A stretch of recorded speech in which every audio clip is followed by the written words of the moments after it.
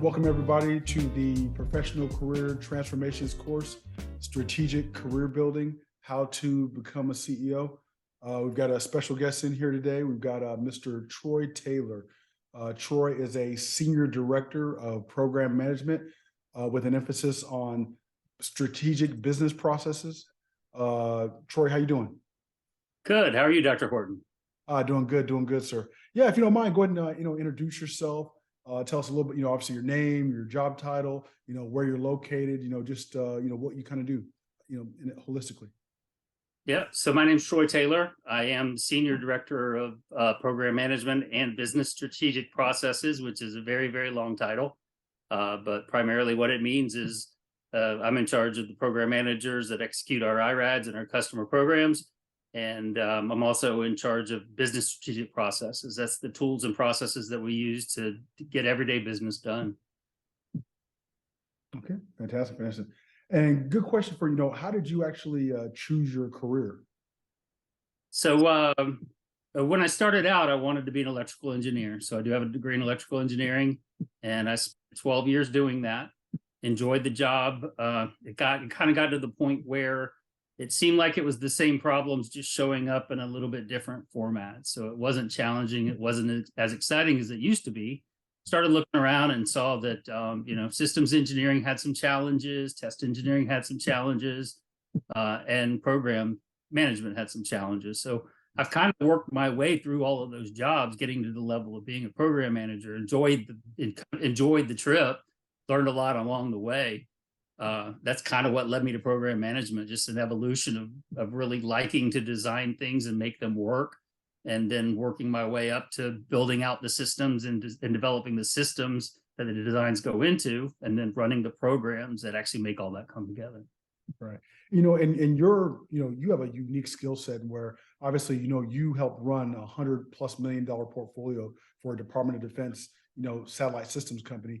And you specifically, not only do you understand kind of like, the customer contracts, line of business, you also have a really unique skill set where you know how to manage IRAD, internal research and development projects, from a high level. Like, it's one thing to actually, be the project manager and understand scope, time, schedule, but to be the person that can see, the entire, multi-million dollar, internal research and development portfolio and understand how do you optimize everything to kind of make everything come together. You mind talking about that a little bit? No, not at all. Kind of same as my career, was just incremental steps. As I was an electrical engineer and I saw other opportunities, I learned everything I could about those particular jobs, so that when one of them came available or they needed somebody to fill in, I was there and ready to work it. As I worked it, I learned more about those jobs. And so in my career, I've at least held as an interim position almost every job associated with the development program. Like I said, test engineering, systems engineering, electrical engineering, project engineering, so that by the time a program manager slot came open, I kind of knew all the pieces, and you just kind of built as I went. By the time I got to the level of being a director or a senior director, I had done every job. I knew what all the roles were. And so it's a lot easier to manage and bring all those pieces together when you've done them all, when you have the experience. All right, absolutely. Do you have any, as far as do you have any major, education degrees, any major training that you've taken over the years, any major certifications? Obviously, what do you have? And is there any recommendations that you would recommend someone have in order to, become an internal research development, senior director of program management, or just anything along those lines? Sure. So as I said, I have a degree in electrical engineering. I also have a degree in physics. I think the physics served me well because core sciences and math, statistics kind of give you a broad knowledge that ends up applying to all of the applied sciences, right? Engineering, when it comes down to it, is applied physics. Anything that has to do with finance is applied mathematics. So right. By having one of those core degrees has given me some opportunities where I might not have known the key technologies that were associated with the job opportunity, but I knew how they came together because I knew what was underlying in them. I have taken other certification classes, really more pivotal to what I was doing. I think those give you a good leg up, a good kind of burst of knowledge I think they're more applicable when you're gonna be doing that job after you get the training. It's one thing to take some courses and then kind of put them on the shelf. It's hard to pull that knowledge back up to when you're ready for the experience. So I try to take courses like that over my career when I wanted to get that big knowledge burst, knowing that I was going to then go execute on it. So then I kind of got the knowledge and the experience at the same time. Gotcha. And in regards to, how did you find, this, I don't say this particular opportunity with the current organization that you're with, but, how did you find it? What were the kind of like, motivating factors for you to want to, pursue, get with the current organization you are with and kind of grow within the organization? Like what's kind of been your motivation? Really more based on opportunity than anything else. For the particular job that I'm in right now, I did have a pretty diverse DoD background in all the aspects of design as well as contracting. And so when this opportunity came available, I was kind of already in line. Most of my other opportunities have been from somebody that I'm working with, a customer or a partner, effectively kind of bringing me into their organization by giving me an opportunity much better than the opportunity that I had. Most of my career was based on being somewhere and working with another organization outside of that organization where there was a better opportunity, be it knowledge, experience, money.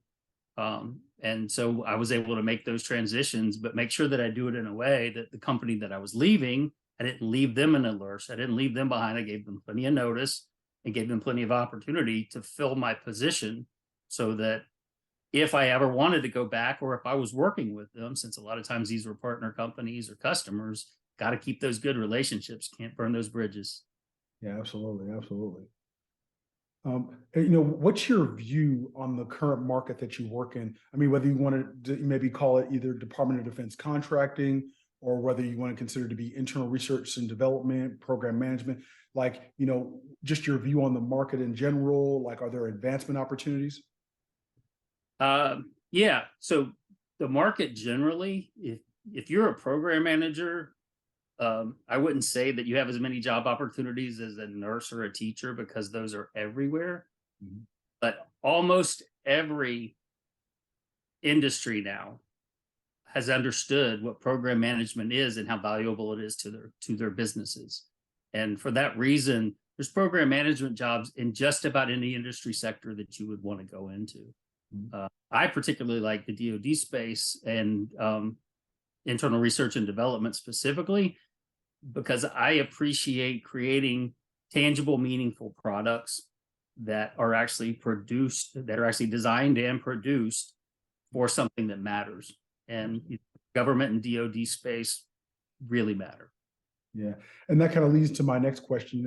Would you recommend someone either coming out of college or, changing career fields, get into program management, kind of like along the trajectory that you've been on? Yeah, most definitely. I don't think I would have wanted to give up any of the previous experience I had before getting into program management because I think it served me well over my career and continues to do so. But again, program management is a building and increasing need within all businesses across all industries. So there's going to be opportunities out there if that's the path you take. And as far as whether you go the software route, whether you go the product route, and whether you go commercial, consumer, or DoD, those kind of tend to be preferences on, what you believe in and what you think is important. And, what makes you want to get up every day and go do the job, because you're going to have to get up every day and go do the job. So you might as well do something that you enjoy, something that you feel matters. Yeah. And I think I kind of like the way you stated that, like, it's probably better to have a functional discipline first and then get into program management. So that way you're the program management essentially of that functional discipline, like software engineering, mechanical engineering, RF engineering, something along those lines. So it's almost, you learn the skill set and then you learn how to manage people in that skill set essentially. Yeah. And the other thing that affords you is it gives you the opportunity to look at the people who are managing you at the time, pick out what you like and don't like about what they do. So from your perspective, before you take that role, you, at least from a personal perspective, say, I appreciate this particular characteristic. I don't appreciate this other one. So as you move into those positions, you kind of have a leg up. You already know how to treat the people that are working for you and working with you, at least in the way you would want to be treated. Right, right, absolutely. So in your opinion, what do you think are some of the shortcomings in the field? What issue do you think prevents our field of either program management or engineering or Department of Defense contracting? What do you think prevents our kind of industry from moving forward? Oh, that's a good one. I think it depends. It's a company by company. I've been at enough companies, seen enough different, hurdles that either the companies refuse to see or refuse to cross. Sometimes companies get bogged down a little bit by dotting the I's and crossing the T's when they're not adding value. Definitely a shortage of people who are willing to do the extra work and put in the extra time so that the company itself grows and then they grow along with it. Right. That's another thing that I feel is very important in a career is you should care about yourself and your fulfillment financially and personally. But if you put as much time and dedication into making sure the company that you work for is doing the best that they can, the company benefits, but you benefit as well because your upper management's going to see that drive, going to see that initiative. And when it comes time to promote somebody, if you're side by side with somebody with the same skill sets, they're going to give you that job because they know that you're going to do the job better. Absolutely. Yeah, I mean, and I think, just kind of looking in, some of my thoughts on the field are, obviously we work in the Department of Defense contracting space. Everything is competitive. Sometimes it could be about, it could be best value where it's like, hey, if you have the best program management solution, the best technical solution, the best price, those things are weighted.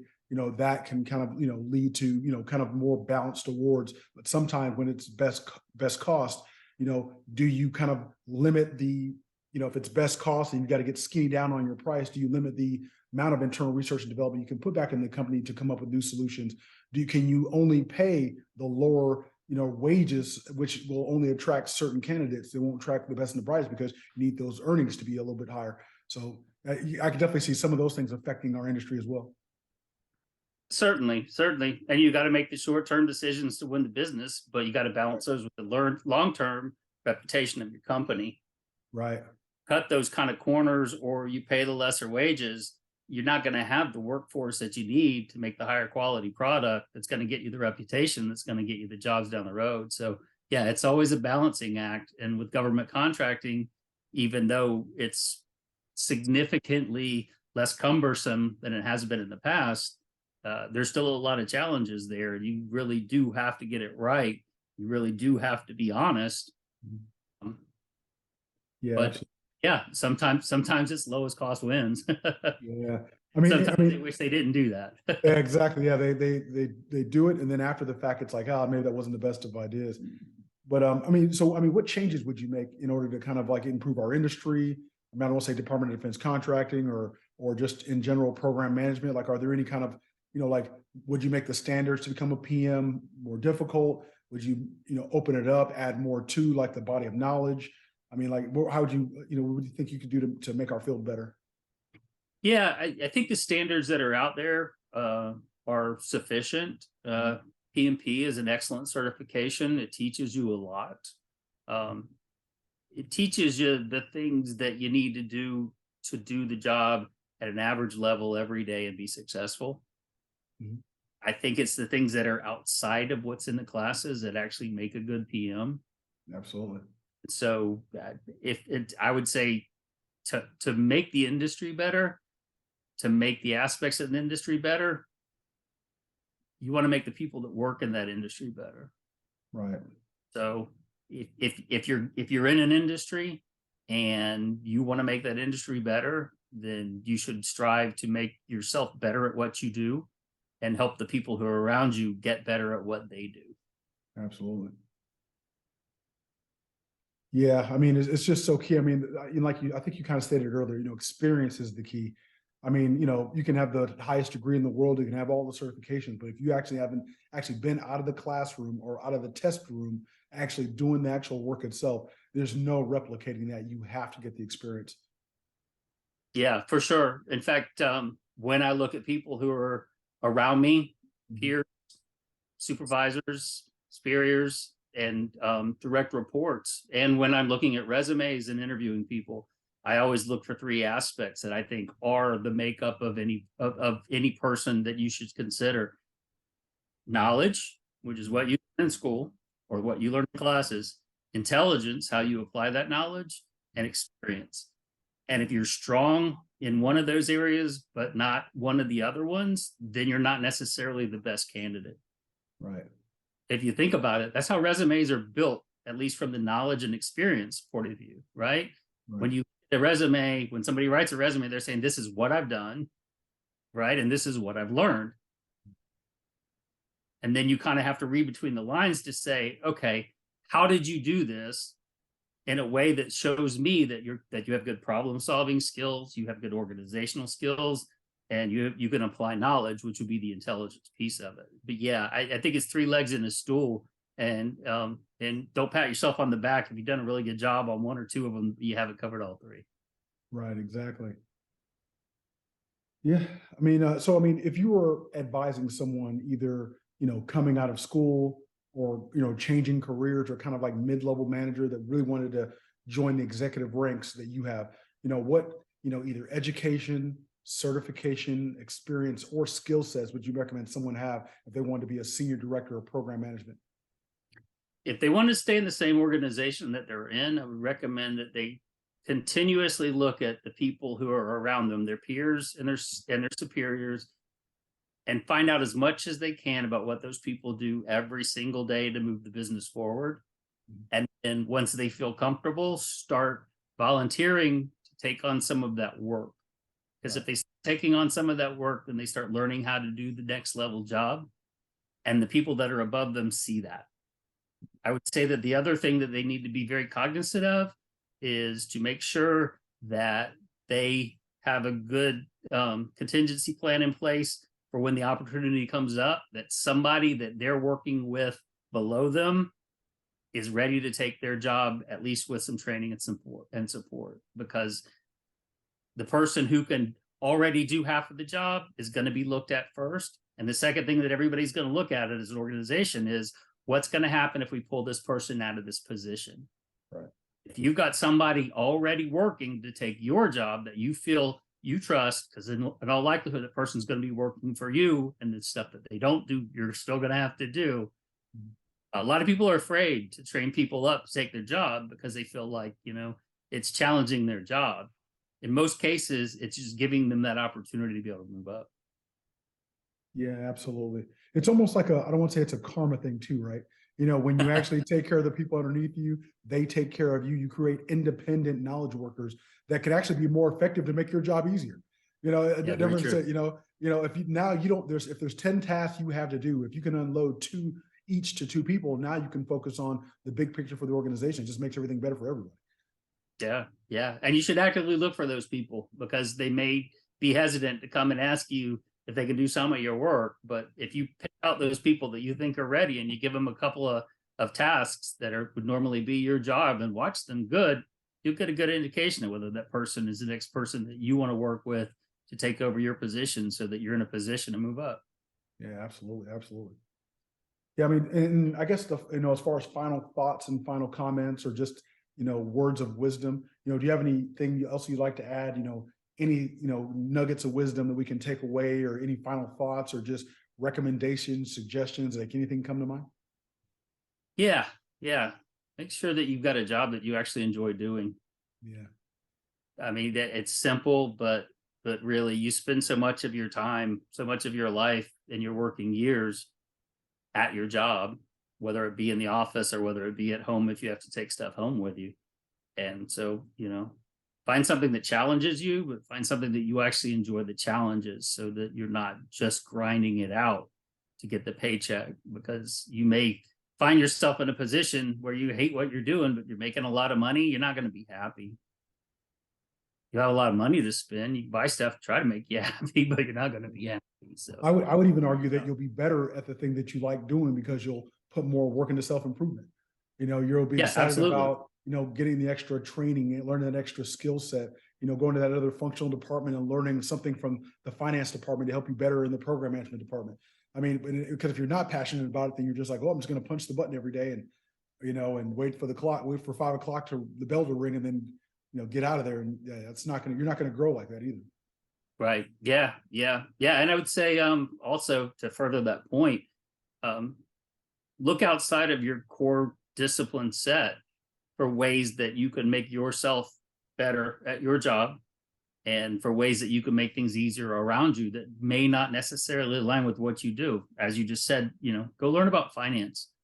But finance is not something that you really need to know if you're like in the engineering world for the most part.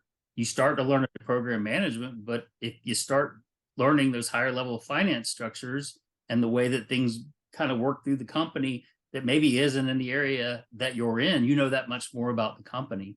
Mm-hmm. And don't shy away from looking at things completely outside of your job function that might help you along the way. Kind of as a hobby, I picked up reading books about human psychology and human sociology. Mm. It turns out I really enjoy the subject. So whenever I get a chance and can pick up a new book that's recommended on those subjects, really more from a storytelling perspective, not so much, like textbook stuff. It gives me that much of an understanding of people and why they make the decisions that they make and why they do the things that they do. And every business has one thing in common, and that's people. Absolutely. Yeah, thank you so much, Troy. I mean, I think that pretty much concludes our interview for today. I mean, yeah, definitely a pleasure having you. I mean, Troy, you're definitely one of the most, talented and experienced and valuable personnel that I've seen in the Department of Defense contracting space. I mean, some of the skills that you possess. I mean, I've been in Department of Defense contracting for 17 years, and I don't think I've seen anybody with that, those business process, like kind of just, you understand it from a high level, strategic level. I mean, and, that is just such an invaluable skill set. And then I'm sure that, all the students and personnel that actually get to listen to this interview and understand like your thought process and how you got to where you are definitely going to take a lot of value away from it. So thank you so much for joining us today. Thank you for the kind words, and thank you, Dr. Hord. All right, thank you very much, sir.